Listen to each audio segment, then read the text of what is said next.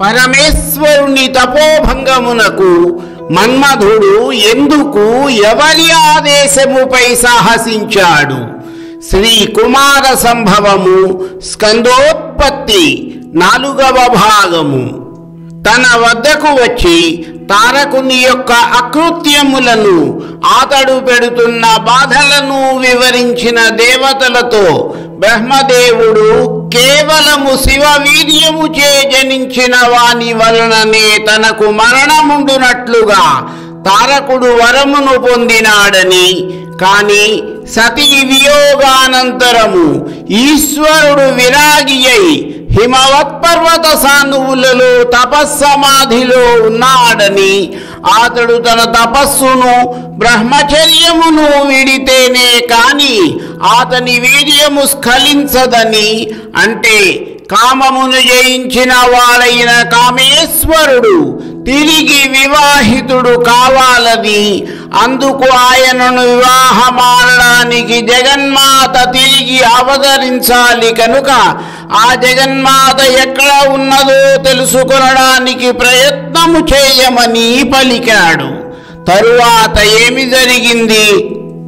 అక్కడితో ఊరుకోక బ్రహ్మదేవుడు దేవతలతో దాక్షాయణిగా తన శరీరమును చాలించిన జగన్మాత తిరిగి హిమవంతుని ఇంట వారి కుమార్తెగా ఆవిర్భవించి ప్రస్తుతము తపస్సమాధిలో నిమగ్నమై ఉన్న ఈశ్వరునికి సేవలు చేయడంలో నిమగ్నమై ఉన్నదని, రుద్రవీర్యమును ధరింపగలిగినది కేవలము పార్వతి మాత్రమేనని, అందువలన మీరు ఇప్పుడు సమాధి స్థితిలో ఉండుట వలన నిశ్చలముగా ఉన్న శివుని మనస్సును అయస్కాంతము ఇనుమును ఆకర్షించే విధముగా పార్వతీదేవి రూప సౌందర్యముచే ఈశ్వరుని మనస్సును ఆకర్షించే ప్రయత్నము చేయండి అని పలికాడు. ఆ ఈశ్వరుని పుత్రుడు మాత్రమే దేవసైన్యమునకు సేనాధిపతి అయి తారకాసురుని సంహరించి మీ బాధలను పోగొట్టగలడు అని చెప్పి బ్రహ్మ అంతర్ధానమయ్యాడు. ఆ దేవతలు కూడా తమ కర్తవ్యమును నిర్ణయించుకొనిన వారై అక్కడి నుండి స్వర్గలోకమునకు వెళ్ళారు. ఇక అక్కడ తపస్సులో మునిగి ఉన్న ఈశ్వరుడు తన అవసరము ఉండి ఏ క్షణములోనైనా తనను పిలుస్తాడేమో అన్న ఆశతో ఆయన దరిదాపురలోనే ఉంటూ కన్నార్పకుండా ఆయన వైపే చూస్తూ శివ పంచాక్షరీ నామమును స్మరిస్తూ ఉండేది పార్వతీదేవి. కాని శివుడు ఆమెను కన్నెత్తి చూడడము గాని పన్నెత్తి పలకరించడము గాని చేయడము లేదు. ఈ విధముగా కాలము గడిచిపోతోంది.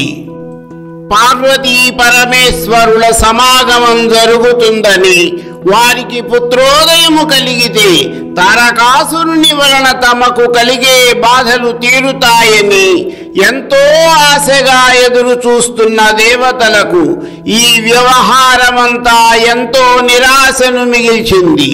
తిరిగి దేవతలందరూ తమ రాజైన దేవేంద్రుని వద్దకు వెళ్ళి మొరబెట్టుకున్నారు.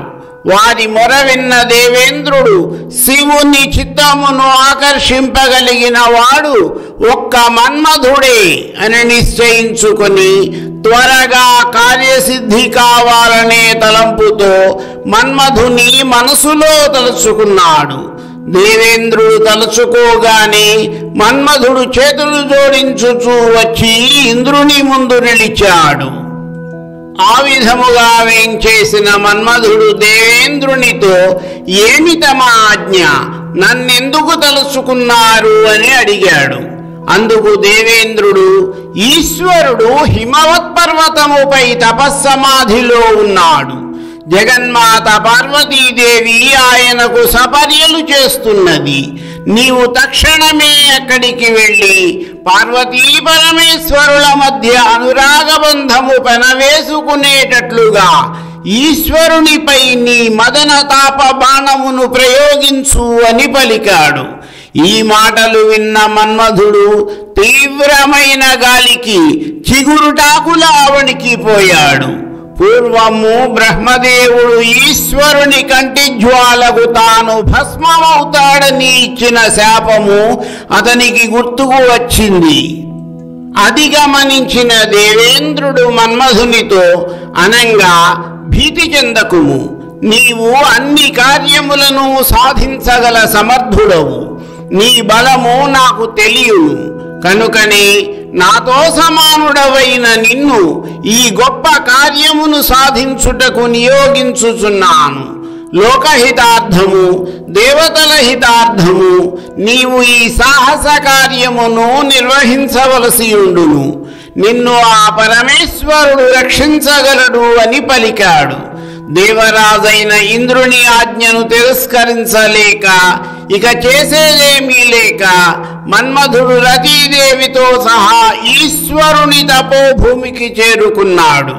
మన్మధుని స్నేహితుడైన వసంతుడు ఆ పరిసరములనన్నిటినీ సహజమైన వసంత సౌందర్యముతో అత్యంత ఆహ్లాదకరంగా చేశాడు. ఆ శివుని తపోవనమున నివసిస్తూ తపస్సు చేసుకుంటున్న మునులు ఈ అకాలమున కలిగిన వసంత విజృంభణమును చూచి వారి మనస్సులలో కలిగిన మన్మథ వికారములను అతి కష్టము మీద నిగ్రహించుకున్నారు. ఈ వికారములన్నిటినీ గమనిస్తున్న నందీశ్వరుడు పొదరింటి గడప వద్ద తన బంగారు బెత్తమును ఎడమ చేత ధరించి శివ పరివారములైన ప్రమథగణములను శబ్దము చేయవద్దు అని, ఈశ్వరునికి తపోభంగమవుతుందని సైగ చేశాడు. నందీశ్వరుని ఆజ్ఞలతో ఆ ప్రాంతమంతా నిశ్శబ్దము నిండిపోయింది. మన్మధుడు మాత్రము నందీశ్వరుని దృష్టి నుండి తప్పించుకుని ఒక మండపము చాటున దాగి తన వింటిని సవరించుకుని సమయము కొరకు ఎదురు చూడసాగాడు. శివుని చూసిన తరువాత మన్మధుని మనోబలము క్షీణిస్తున్న సమయములో తన చెలికెత్తలతో కలిసి వస్తున్న పార్వతీదేవి మన్మధుని కంటబడింది.